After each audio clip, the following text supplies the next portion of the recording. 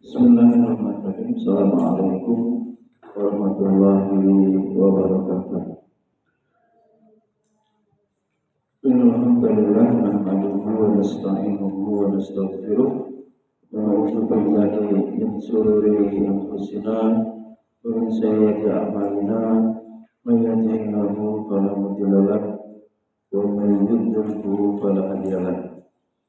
Asyhadu an la ilaha illallah wahdahu la syarika lahu wa asyhadu anna Muhammadan abduhu wa rasuluh. Qala Allah ta'ala wa na'udzu billahi minasy syaithanir rajim. Bismillahirrahmanirrahim. Lillahi mulkus samawati wal ardh yakhluqu man yasha yahabu liman yasha inasa wa yahabu liman yasha dzukura aw yuzawwijuhum dzukrana wa innasa wa yaj'alu man yasha aqima innahu alimun qadir. Rasulullah sallallahu alaihi wasallam kira hisuma kutawa asbi sayyi'atul hasanata tamuha khaliqin hasan bi khuluqin hasan. Oleh itu berjilat syukur senantiasa kita panjatkan kehadirat Allah Subhanahu wa taala pada pagi hari ini. Kembali kita dapat bermajelis ilmu. Semoga Allah Subhanahu wa taala memberikan hidayah irsyad, hidayah taufik sehingga ilmu yang kita pelajari menjadi ilmu yang nafi'. Salam dan salam terus senantiasa kita sanjung agungkan kepada junjungan kita Nabi Muhammad sallallahu alaihi wasallam, warga sahabat tabi'in dan tabi'in dan kita semua umatnya yang istiqomah mengikuti jalan beliau ila yaumil qiyamah. Jadi Allah sering ada pertanyaan bagaimana caranya ya, pertama kepada saya anaknya laki-laki semua. Caranya bagaimana bisa punya anak laki-laki? Ya, ternyata Allah Subhanahu wa taala sudah menetapkan di dalam firman-Nya di surat Asy-Syura. Ya, Asy-Syura ayat 49 sampai 50. Lillahi mulkus samawati wal ardh, kepunyaan Allah lah kerajaan langit dan bumi, dan Allah Subhanahu wa taala menciptakan apa yang Dia kehendaki. Yakhluqu may yasha. Jadi langit bumi milik Allah dan segala isinya Allah kemudian mencipta apa saja liman yasha sesuai dengan yang Allah kehendaki. Jadi pertanyaan tadi, ada yang laki, ada yang perempuan. Maka pertanyaan itu sudah terjawab. Liman yasha, Allah Subhanahu wa taala sendiri yang menghendaki.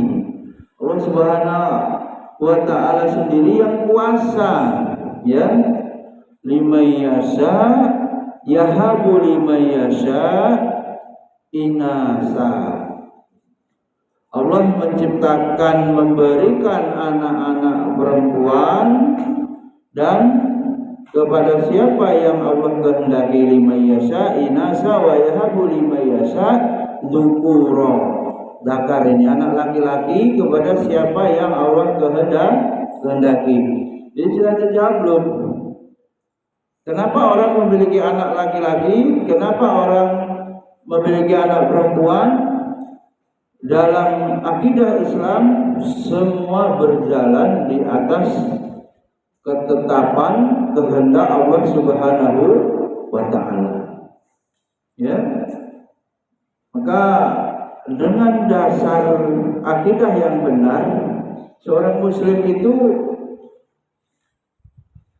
ya ridho bil qada terhadap apa yang menjadi bagiannya dari apa yang Allah tetapkan. Tapi mungkin secara ilmu pengetahuan ini lebih misalnya, ini lebih mungkin saja nanti diberikan amanah oleh Allah Subhanahu wa taala anak laki-laki. Orik diberi amanah anak laki-laki. Kalau Abi ini anak perempuan.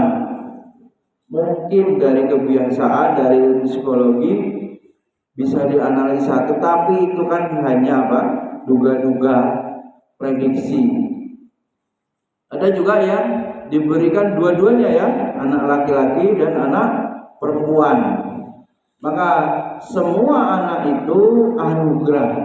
Dalam Islam wajib disyukuri ya, anugerah pemberian dari Allah itu, maka adabnya disyukuri, kemudian dididik atau diasuh ya, diarahkan sesuai dengan fitrahnya masing-masing. Sebagai anak laki-laki apa fitrahnya, sebagai anak perempuan apa fitrahnya.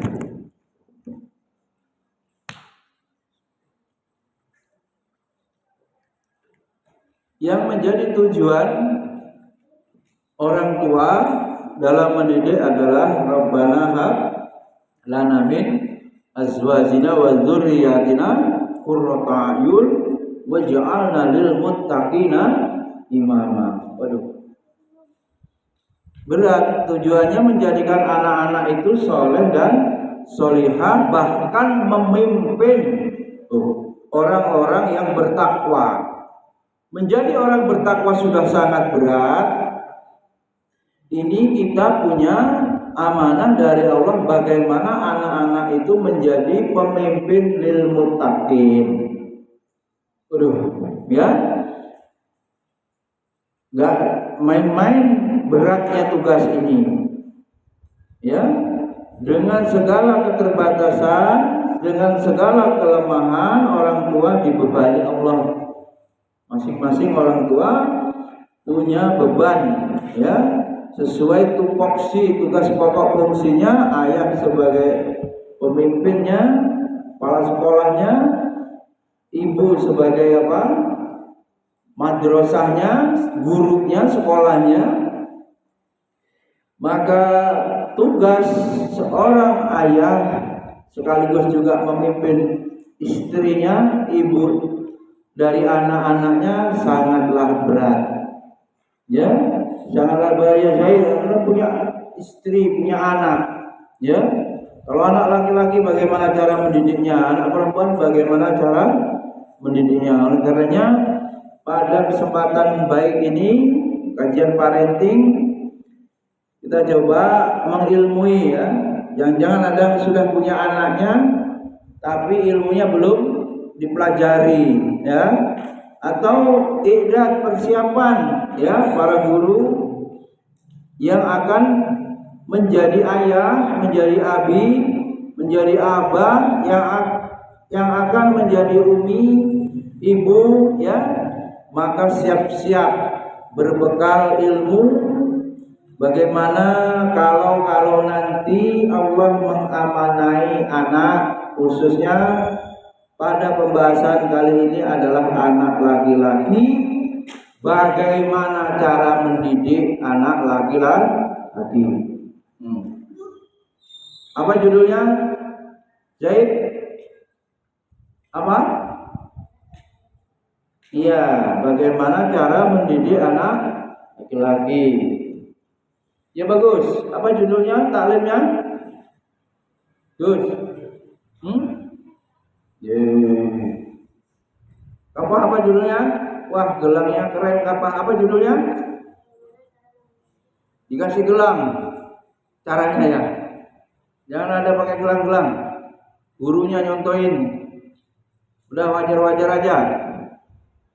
Santri dirazia gelangnya. Walaupun bukan emas.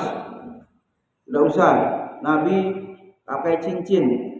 Gelang itu sudah ada. Saya share, itu identik perempuan.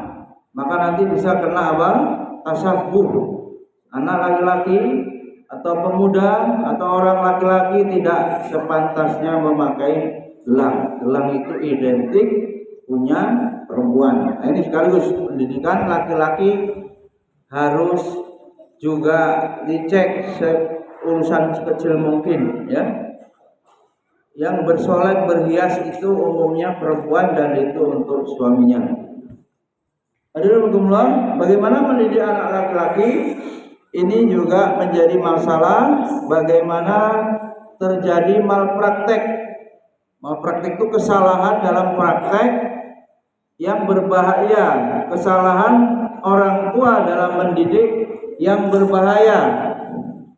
Menjadi orang tua ini tugasnya sangat berat, tapi kuliahnya secara terjadwal. Gak ada prodi menjadi suami soleh, tidak ada prodi menjadi ibu yang baik, ya, istri yang soleha, gak ada. Tetapi itu harus disandang, itu harus dikuasai, sebab itu melekat, entah jadi pengusaha, entah jadi petani, pedagang, apalagi guru. Ya guru pun juga tidak ada kurikulum menjadi bapak. Ya, Kamil maju. Guru pun, guru bidang studi, guru kelas, ya, dosen juga malah luas. Dosen ilmu pendidikan, ilmu sains, ilmu syariah, tidak spesifik mata kuliah menjadi ayah. Tidak ada spesifik mata kuliah menjadi ibu. Masalahnya. Tetapi wajib, ini masalahnya. Pelajarannya tidak terprogram, kurikulumnya tidak ada secara khusus. Pendidikan kita dari SD sampai perguruan tinggi strata 1 tidak ada mata kuliah bagaimana menjadi ayah yang benar, bagaimana menjadi ibu yang benar, tidak pernah ada.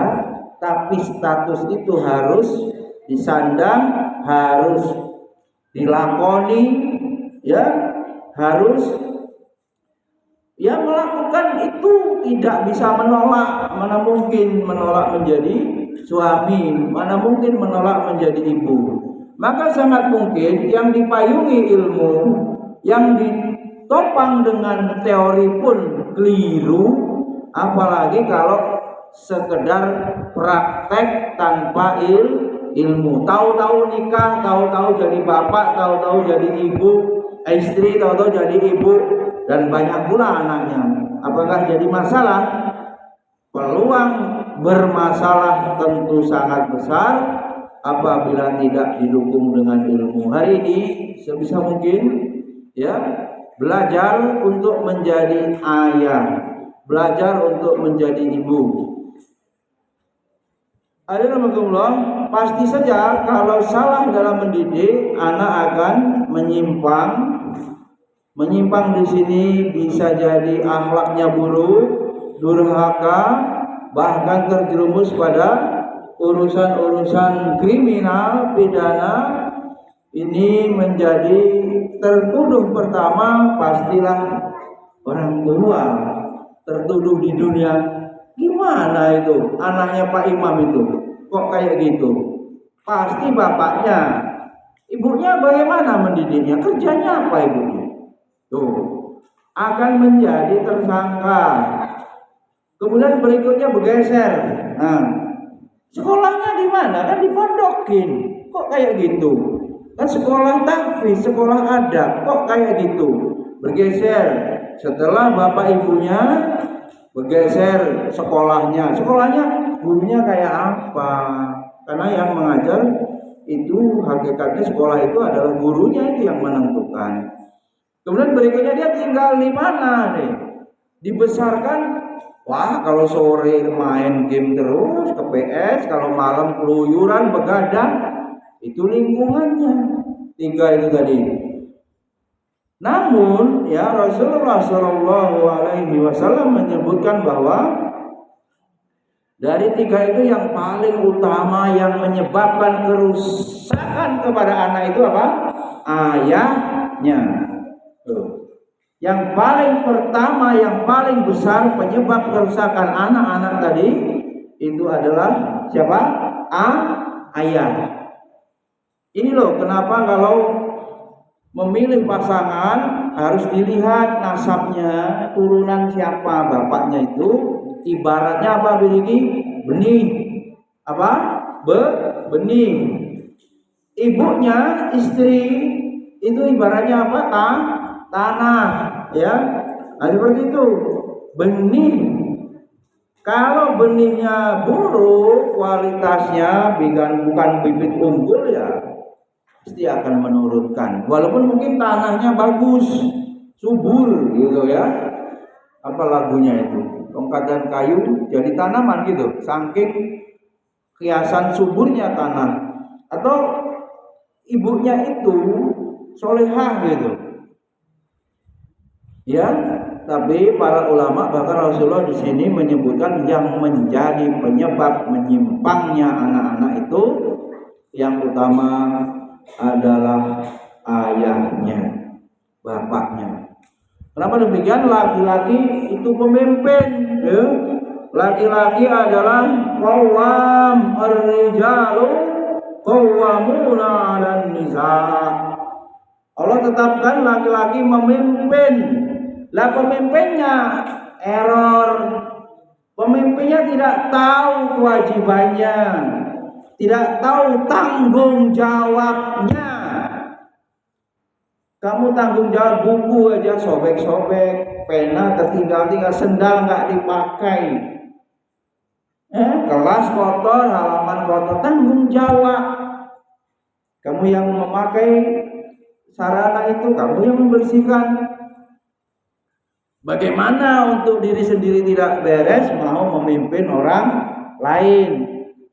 Tidak bisa mengelak Faro menjadi bapak, harus mendidik, ya, harus menjadi contoh. Ar-rijalu qawwamuna 'alan nisa. Laki-laki sejatinya memiliki qawwam, ya, seperti makanan yang diberikan dampak di sekitarnya. Dari yang lemah menjadi kuat. Karena itu wanita yang memiliki suami yang qawwam ini akan semangat, memiliki motivasi untuk berprestasi. Karena dorongan, karena pengaruh positif, energi positif dari suami yang menyebabkan istrinya produktif dan berprestasi. Kalau dia merasakan galau, gelisah, ya, suaminya akan memberikan apa? Semangat, memotivasi. Hadirin bagaimana contoh qawwam Rasulullah nampak dari kemampuan Rasulullah Shallallahu Alaihi Wasallam mendidik istri-istri beliau. Ya, beliau kemudian mengembangkan potensi-potensi istrinya dengan baik. Salah satu istri beliau, Ibunda Aisyah, tercatat sebagai salah satu gurunya dari ulama fikih. Guru ulama fikih itu istri Nabi kita Muhammad SAW, Ibunda Aisyah, di mana Ibunda Aisyah itu hafal hadis sebanyak 1.200 hadis. Maka banyak kalau kita baca hadis an Aisyah radhiyallahu anha qalat. Nah, berarti itu apa? Ibunda Aisyah yang mendapatkan hadis itu dari Rasul dan disampaikan kepada sahabat. Sanad hadis itu sampai kepada perawinya. Ini contoh ya. Kemudian istri Rasulullah SAW yang lain, Ibunda Zainab, ya, ternyata Ibunda Zainab sebagai ahli duta sosial, ummul masakin, ibunya orang-orang miskin. Maknanya apa? Sosialnya tinggi, kepekaan, kepeduliannya, ya, membantu orang-orang du'afa, membantu orang-orang yang lemah, sampai disebut ummul masakin. Jadi orang-orang lemah itu ditolong oleh siapa? Ibunda Zainab. Kemudian ibunda istri Rasul berikutnya Hafsah, menjadi ahli ibadah, abidah, ya, ahli ibadah yang kemudian terkenal dengan ahli saum. Kunci surga beliau saum, amalan andalannya. Selain itu juga amalan andalan dari Ibunda Hafsah adalah qiyamul lail. Dua nih disebutkan ahli saum dan ahli sholat malam. Siapa tadi? Ibunda Hafsah. Siapa Marwah? Istri Nabi yang bernama siapa? Hafsah. Kalau istri Nabi yang bernama Zainab, ahli apa Lutfi? Ummul masakin. Kita. Kemudian istri Rasul. Apalah? Istri Rasul yang bernama Ibunda Aisyah terkenal ahli apa? Kelebihannya menguasai hadis, gurunya ulama hadis, coba. Gurunya ulama hadis. Jadi menurut dimanapun ya laki-laki berada, dia memiliki jiwa untuk membentuk orang lain nih. Ya, apa ini? Akib, laki-laki membentuk jiwa orang lain, menggerakkan inti pemimpin, memotivasi, ya ngoprak-ngoprak bahasa lainnya miliki, yang nggak benar, ya pekarya, yang kotor ditegasin, bersihkan, semerawut ditata, ya yang malas supaya semangat. Itu pada dasarnya laki-laki itu begitu, pemimpin melekat padanya. Kalau mau disingkat 4 karakter kepemimpinan Rasul, apa itu? Sering disampaikan, sidik, amanah, patonah, dan tablik. 4 ini sekurang-kurangnya bisa juga antum jadikan standar untuk memilih apa ini? Capres ya, cawapres atau caleg ya. Ini juga bisa menggunakan 4 itu atau indikator yang lain. Alhamdulillah, sekurang-kurangnya 4 tadi bagaimana sebisa mungkin wujud, sebisa mungkin Najib memiliki 4 karakter sebagai pemimpin yang mencontoh Rasul. Sebisa mungkin semua kita diperintahkan ya untuk mengikuti Rasul. Wa ma'atakumur Rasul fakhudhu. Apa yang datang dari Nabi ambil. Teladani. Laqad kana fi Rasulillahi uswatun hasanah. Guru-guru yang ada programnya sama, meskipun tentu saja memiliki kekurangan, tetapi secara konsep sama. Kita bersama-sama berupaya meneladani Rasulullah Shallallahu Alaihi Wasallam sekuat-kuat tenaga yang kita miliki. Segala daya upaya bagaimana bisa mencontoh Rasul. Bagaimana Rasul adalah manusia paling mulia, manusia paling sempurna. Akhlak Rasul adalah Al-Quran. Oleh karenanya kita ya guru ya santri punya kewajiban.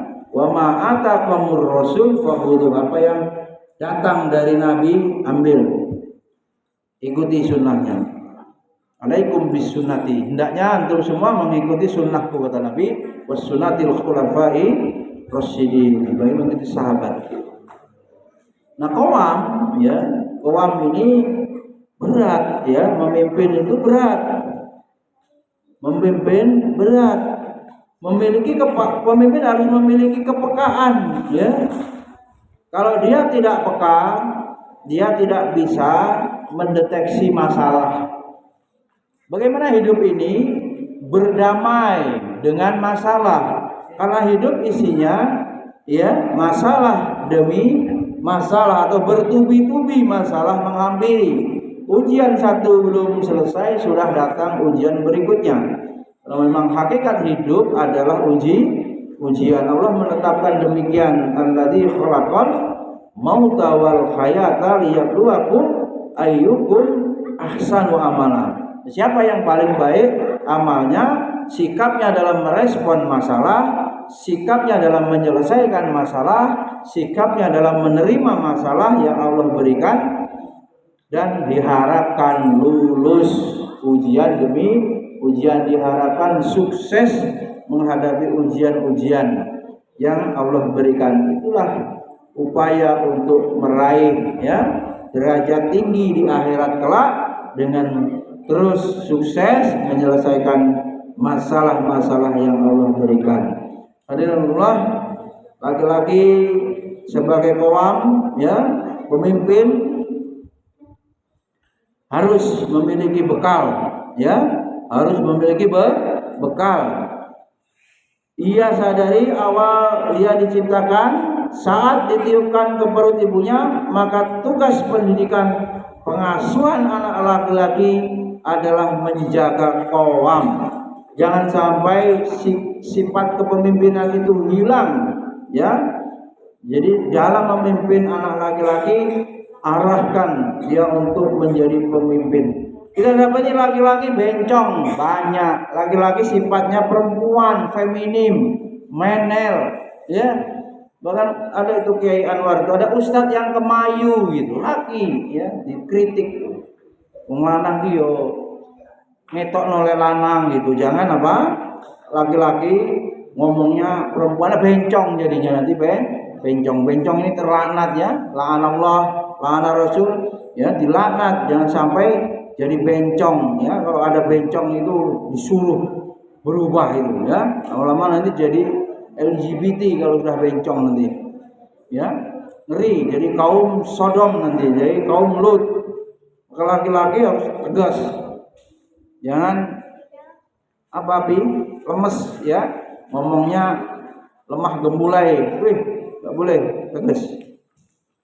Ketika salah mendidik, perlakuan pengasuhan, treatmentnya bisa menjadi menyimpang. Anak laki-laki itu dari fitrahnya berubah jadi kewanita-wanitaan. Karenanya kita harus memiliki ilmu untuk mendidik secara poin pertama ini, arahkan bagaimana anak laki-laki jadi pemimpin.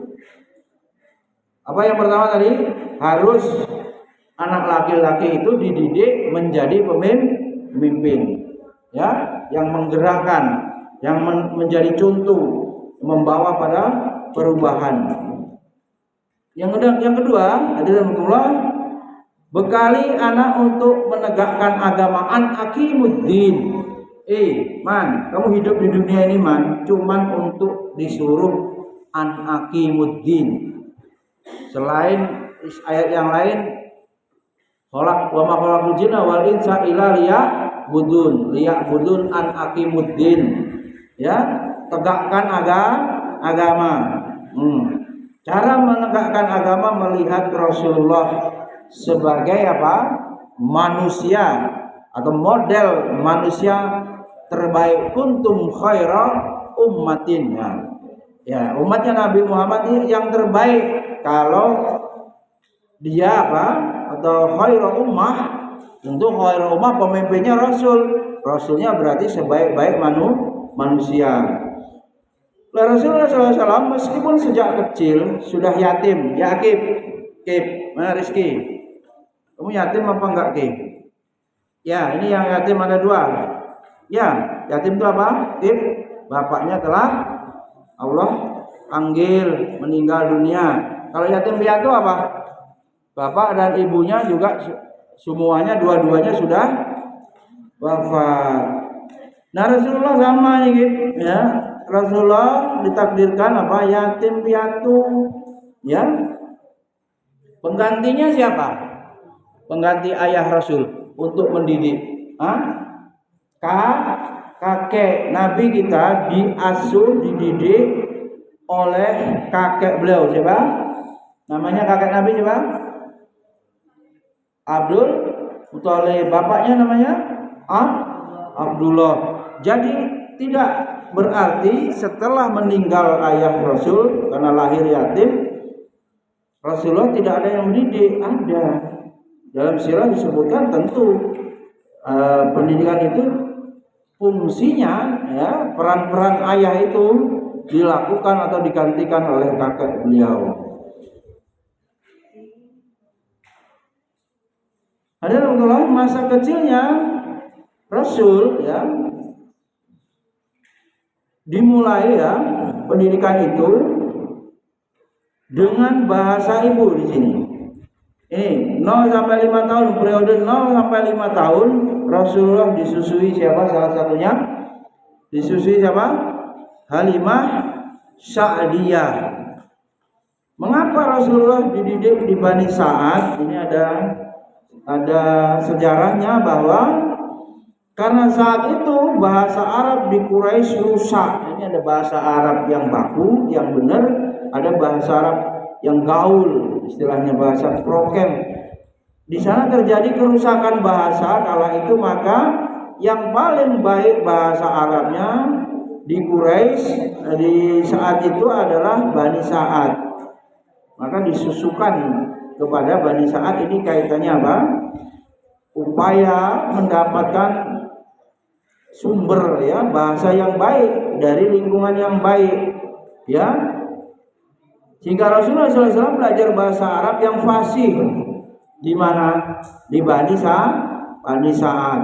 Salah satu cara mendidik anak supaya tumbuh menjadi pribadi yang berbudi pekerti, yang mulia, yang punya akhlak yang baik adalah lingkungan yang bahasanya baik.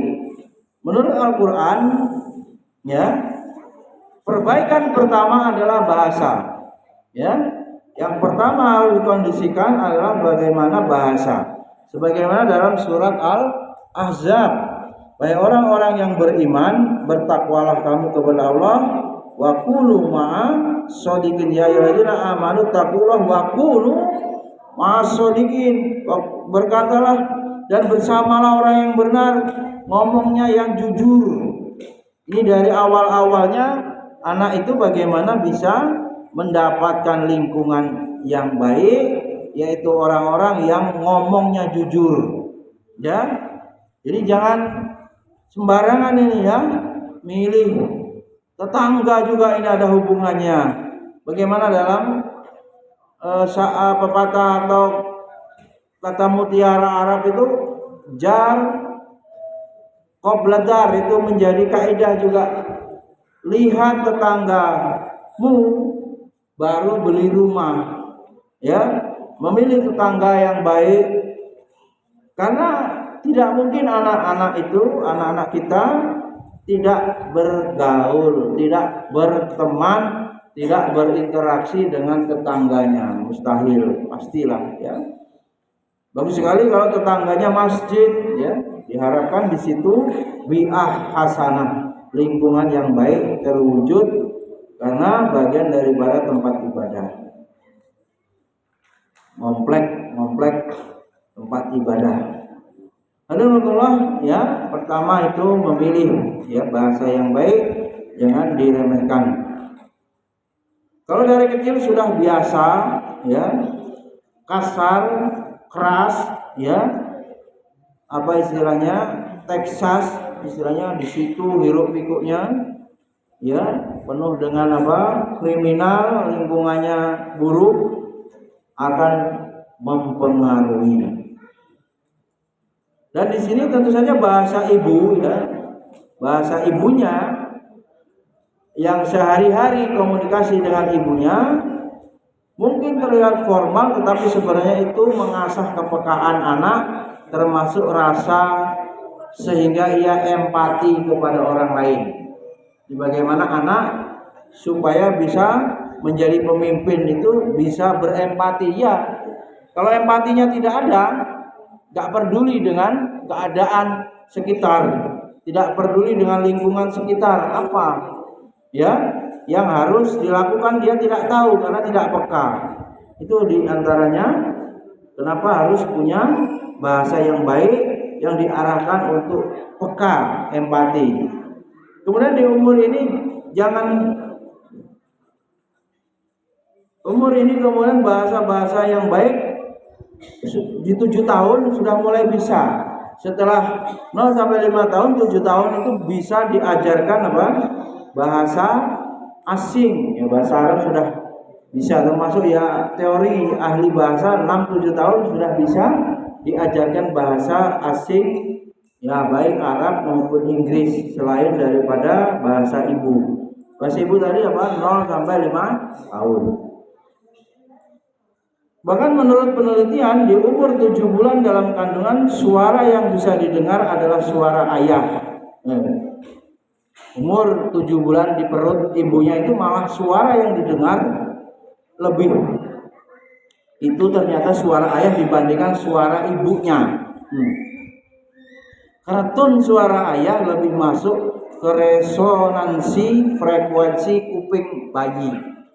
Di bapaknya itu lebih didengar sejak di dalam kandungan. Jadi di umur ini suami harus banyak berdialog. Disuruh apa? Hamil 7 bulan itu disuruh bapaknya banyak dialog. Bapaknya apa? Banyak membacakan Al-Quran di dekat perut ibunya, ya. Ini diperdengarkan itu. Umur 0 sampai 6 bulan itu jarak pandang bayi 30 cm. Karena itu bila dibicara dengan bayi umur 6 bulan tidak boleh dari jauh. Nah, ini. Kemudian akan men-scan wajah yang paling banyak dalam memori. Dia yang akan dia munculkan di saat remaja. Ini sudah mulai. Itu yang pertama ya, periode pertama 0-5 tahun sampai 7 tahun awal. Masa kecilnya kuatkan dengan bahasa ibu. Tulis dari 0 sampai 7, 5 tahun tambah 5 sampai 2 tahun jadi 7. Periode pertama. Bisa bahasa tadi. Yang kedua masa prabalik nih, umur 6 sampai 7 tahun. Biar jadi laki-laki betul, enggak jadi bencong ya. Rasulullah SAW di umur sebelum menjelang balik apa? Menggembala, mimpin. Mimpin orang susah? Susah nggak? Susah. Rasulullah dilatih mimpin kambing. Apa ya? Menggembala kambing. Kambing punya akal? Enggak.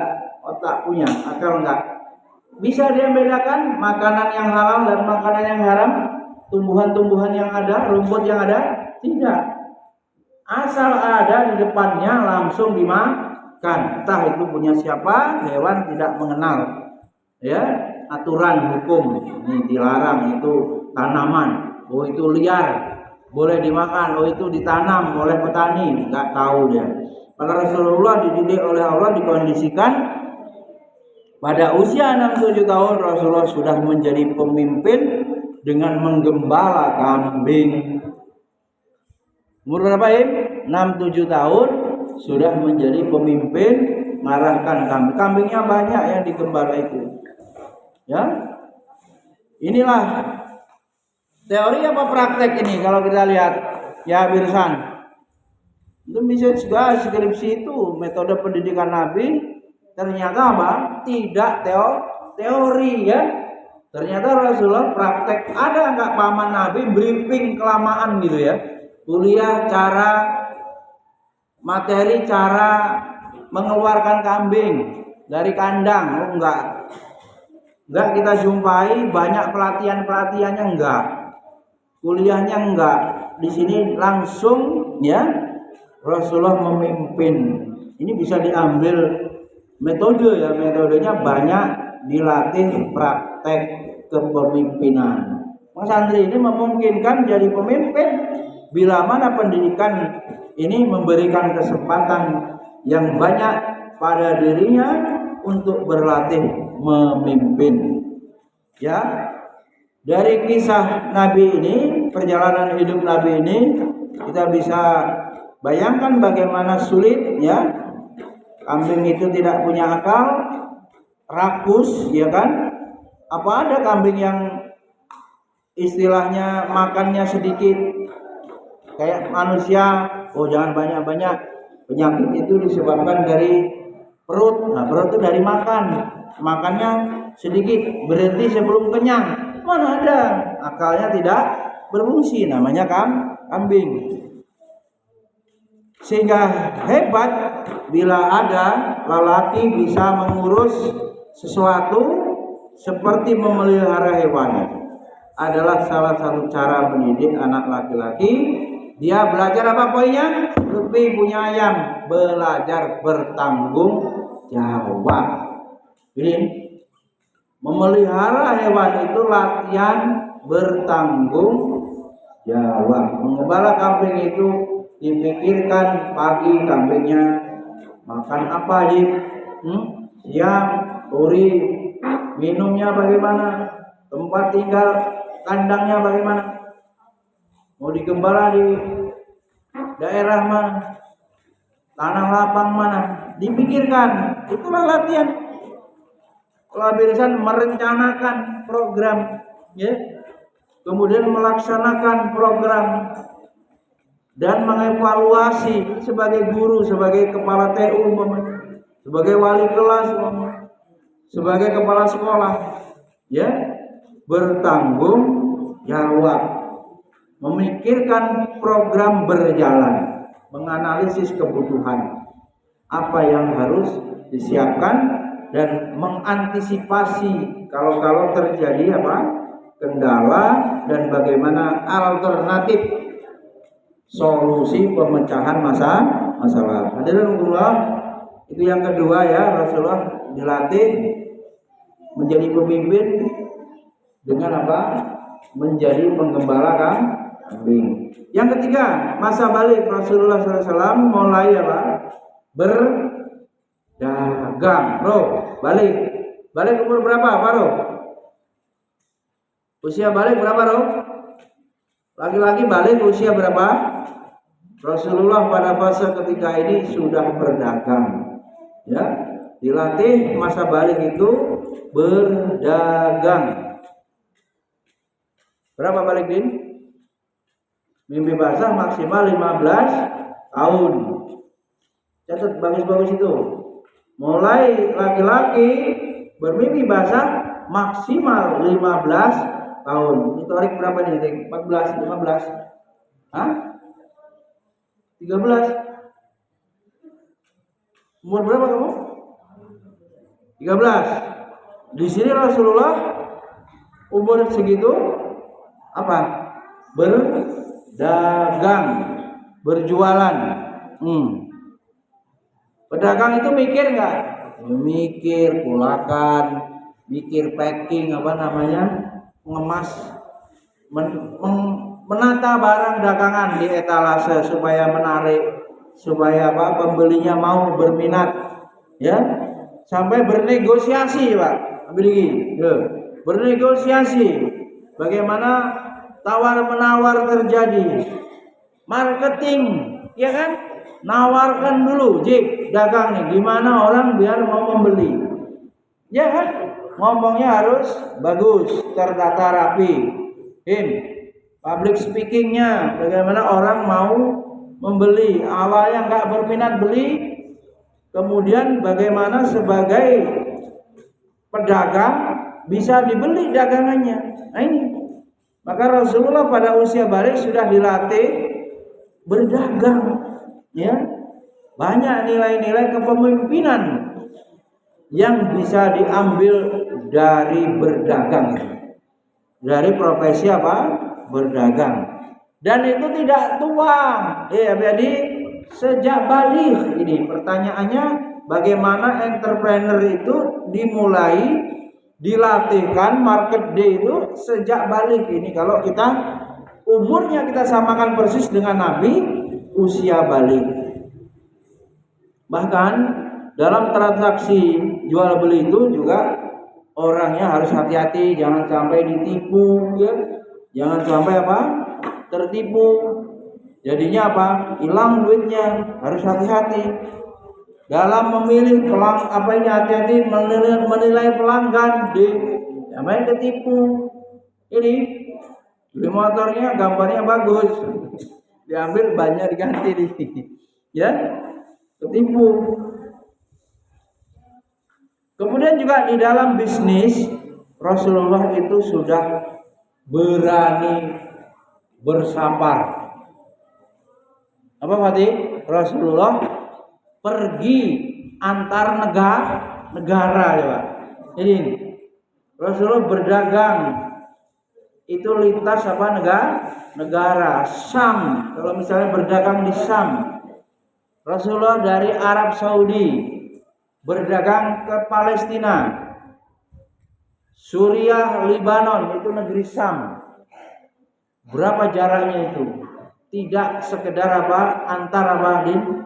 antar desa, tetapi di sini Rasulullah safar antar negara. Nih, bayangkan masih seusia itu ya 15 tahun Rasulullah sudah bisa ya berdagang lintas negara. Bagaimana kebiasaan orang Arab ya, sudah berlatih begitu,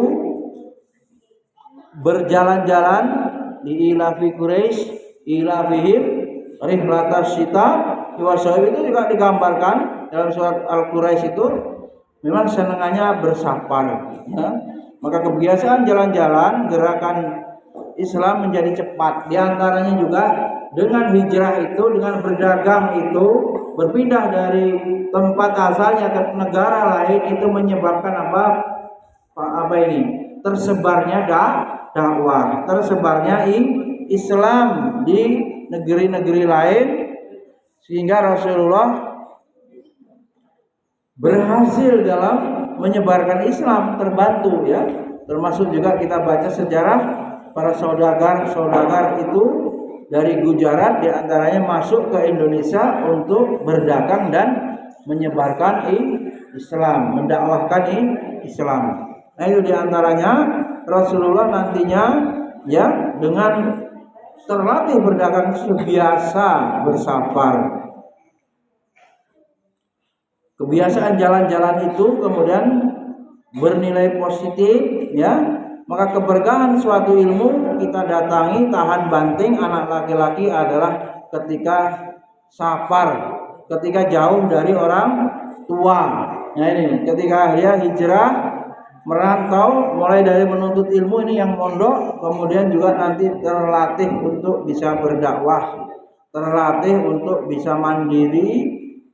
Dengan berdagang itu banyak sekali faedah yang membentuk kepribadian dan karakter Rasulullah Shallallahu Alaihi Wasallam. Kemudian lepas 15 tahun ke atas, Rasulullah juga magang perang. Rasulullah sudah berlatih perang tuh, ya. Rasulullah hanya bertugas mengambil anak panah ini tahapan. Umur 16-an tahun Rasulullah dilatih jadi asisten lah ya perang. Di umur ini anak sudah melihat gambaran bahwa dewasa itu akan ngapain.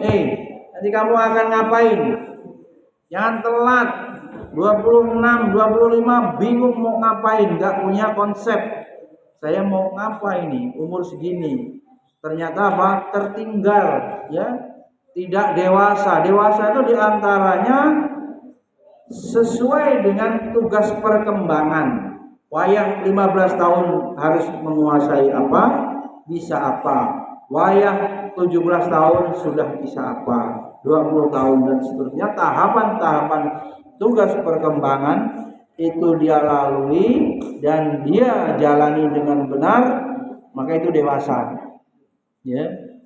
Bisa kita lihat kasus-kasus tertentu umurnya sudah 30 tahun masih senengannya nonton film kartun, kanak-kanakan terus, nggak pernah serius. Jadi serius memikirkan ekonomi, serius memikirkan dakwah, nggak kepikiran. Pikirannya cuma main-main. Ya, hal-hal yang mubah itu dibesar-besarin. Bahkan kalau menghabiskan waktu, ya bisa jadi makruh, mancing, buat mainan. Terus waktu hari-harinya ya, nggak ada yang bernilai perjuangan, nggak ada yang bernilai maslahat ya. Banyak waktunya hanya hal-hal mubah. Kalau mubah berlebihan bisa jadi makruh. Kalau meninggalkan yang wajib karena mengerjakan yang makruh ya menjadi haram ya. Sholat diabaikan, nggak pernah menuntut ilmu karena ngurusin permainan-permainan yang melalaikan.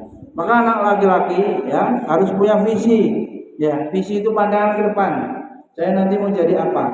saya akan memimpin apa, saya akan merubah ya menjadi apa, hal yang negatif apa mau dirubah ya menggerakkan apa, itu sudah tergambar. Itu anak-anak laki-laki yang punya visi, ya punya pandangan ke depan, visioner orangnya, bisa menggerakkan. Anak laki-laki sekarang kalau tidak jelas mau melakukan apa, maka di masa remaja akan memuaskan syahwat, uyuran aja, urusannya perempuan, urusannya modif motor gak karuan, jadi anak motor. Lihat tuh ada yang tawuran, bawa celurit besar banget, itu ada videonya. Ya, isinya hari-harinya akhirnya cenderung kepada kriminal lama-lama, cenderung pada perkara-perkara dosa. Ini kalau tidak diisi dengan apa? Ilmu, tidak diisi dengan persiapan untuk memimpin, akhirnya menjadi pemuja syahwat, tidak jelas. Ujung-ujungnya apa?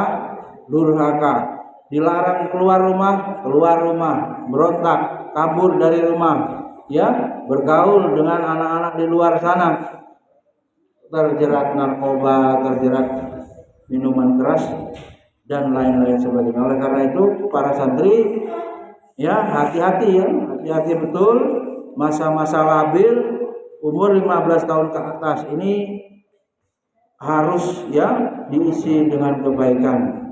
Hadirin Allah, disebutkan dalam kitab sirah, suatu hari dengan sepupunya naik kuda, dan saat sedang naik kuda tiba-tiba jatuh ya. Disebutkan Umar bin Abdul Aziz dan Al-Marwan saat muda bandel, nih ada kisahnya ini. Umar bin Abdul Aziz, Al-Marwan saat muda bandel, gak ketulungan. Bapaknya apa? Gubernur. Umar bin Abdul Aziz ini anak gubernur Mesir. Dia setiap bulan punya duit jatahnya 1000 dinar. Disebutkan juga dia apa? Dalam kisahnya dia suatu hari dengan saudara sepupunya berkuda, dan saat naik kuda tiba-tiba ia jatuh. Saat jatuh ia terbentur ke tanah sehingga kepalanya apa? Terluka, jidatnya terluka.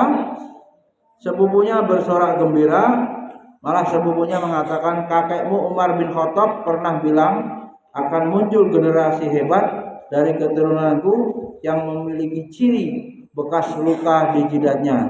Kemudian saat pulang Umar bin Abdul Aziz berpikir saat melihat kaca, jangan-jangan pemimpin yang dimaksud itu adalah saya. Ini gambaran ya. Memang usia seperti itu membuat apa? Ingin menunjukkan eksistensi saya itu siapa. Ya, dia ingin menunjukkan kehebatannya. Tidak sedikit anak laki-laki yang kadang-kadang harus luka ya, habisan luka itu, abadi itu luka. Motor, nggak ada kuda, motor itu jiwa petualangnya, labilnya itu bisa ada kisah seperti itu tadi. Maka sebaiknya hati-hati karena tidak ada onderdil tubuh ya, adanya onderdil spare part kendaraan, tapi tubuh manusia nggak ada. Kemudian yang kelima, masa dewasa awal Rasulullah aktif di organisasi. Nih, umur berapa Rasul? Di umur 21 membuat perjanjian untuk menegakkan hukum. Ini sudah mulai memimpin nih, berorganisasi. Organisasi itu yang memimpin, menggerakkan orang untuk satu tujuan. Dinamakan organisasinya waktu itu Hilful Fudul ya. Ada pedagang dari Persia yang barangnya dibeli tapi tidak dibayar oleh Uwais bin As. Ada kisah begitu. Maka Rasulullah berteriak di atas bukit, wahai penduduk Mekah, apakah tidak ada kemuliaan kalian sehingga orang lemah dizalimi di kampung ini? Nah, Rasulullah sudah mengadvokasi yang namanya Uwais karena dagangannya nggak dibayar. Sehingga beberapa orang berkumpul membuat kesepakatan yang disebut Hilful Fudul, yaitu bagaimana menegakkan hukum di kota Mekah. Itu Rasulullah yang mimpin ya. Maka prestasi Rasulullah SAW pada usia 21 tahun adalah membebaskan seorang wanita yang diculik oleh Bani Najasyi. Maka ketika anak berada di umur remaja harus aktif, boleh dilatih apa? Berorganisasi, berlatih untuk dia mengasah praktek mimpin itu, ya. Tidak hanya punya akal, ya saja, bila tidak atau hanya kalau punya akal saja tidak diasah qawamnya, mimpinnya, ya nggak terlatih. Pas saatnya menjadi bapak nanti bingung, mimpin istrinya bingung, mimpin anaknya bingung, atau masuk dunia kerja, mimpin di tempat kerja tidak bisa. Akalnya ada tapi latihannya, prakteknya tidak ada. Maka anak di usia itu sudah harus dilatih berorganisasi. Kemudian terakhir, memilih pasangan yang tepat, yang membuatnya terasa, ya. Yaitu ketika tidak salah memilih Khadijah, pasangan berpengaruh. Sehingga apa? Istri Nabi yang pertama, Ibunda Khadijah, memberikan pengaruh positif kepada Rasul dalam hal memimpin. Baik, Din, cek tulisannya. Enggak ada tulisannya nanti hukum. Satu, apa periode tahapannya tadi? Umur 05 tahun apa? Cek katanya. Masa kecilnya apa? 0-5 tahun. Supaya laki-laki betul-betul menjadi pemimpin harus dilatih dengan bahasa yang baik. Yang pertama itu. Berikutnya apa? Masa prabalik, umur 6-7 tahun. Apa Rasulullah? Dilatih mengembala kambing, praktek memimpin. Kalau ada anak-anak laki-laki yang senang memelihara hewan, lebih itu senang tuh. Nah itu. Masa balik, Rasulullah berdagang. Umur berapa ini balik tadi? Mimpi basah sampai 15 tahun. Yang keempat, umur 15 tahun ke atas, ini Rasulullah jadi asisten perang. Perang itu kan berat itu. Bagaimana harus hati-hati, safety, ilmu, ya, kewaspadaan tinggi, menyiapkan senjata, logistik. Ya. Rasulullah berlatih perang. Yang kelima, Rasulullah berorganisasi di umur 21 tahun. Yang berikutnya di umur 25 tahun Rasulullah menikah. Yang mana istri Rasul yang pertama adalah pedagang, Ibunda Khadijah saudagar. Bahkan Rasulullah semakin terasah kemampuannya memimpin karena berdagang ekspansi luar negeri lah ya, luar negeri dari daerah asal ke luar negeri. Semua itu menjadi berkontribusi membentuk kepribadian Rasul. Karakter Rasul terasah sebagai seorang pemimpin, dan seperti itulah yang harus kita contoh dalam mendidik anak-anak laki-laki yang ada. Dia dagang bisa dilatih marketing, bagaimana berjualan. Perang bisa dilatih bela diri, bagaimana mengalahkan. Karena hidup ini, kita ini kalau kita tidak memiliki kekuatan, kita akan dijajah, baik secara pemikiran maupun secara ekonomi, bahkan dijajah fisik. Nah, kita latih bela diri para santri, termasuk anak laki-laki. Masa sama kecoa takut, mati lampu kencing nggak berani, bagaimana mau melawan musuh? Kalau ada begal, ada rampok di Lampung, berani dia. Punya bela diri, ya, perlu silat. Sudah ada pernah silat waktu itu. Kemudian bisa dilatih berorganisasi. Tuh, silakan dilatih bagaimana organisasi sekolah, organisasi pondok pesantren, atau mimpin dalam skala kecil, ketua kelas, mimpin apel, mimpin taklim, ya, taklim ini iftar jama'i, kultum, mimpin. Kultumnya ditingkatkan itu durasinya. Gurunya tanggung jawab, walasnya jangan 2 menit, tingkatkan 5 menit. Kalau yang ribut, santrinya disuruh kondisikan diam, dengarkan.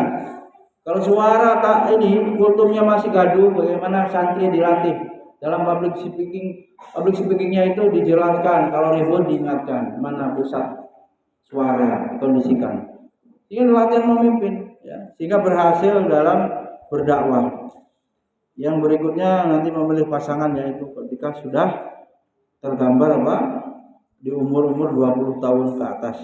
Assalamualaikum warahmatullahi wabarakatuh.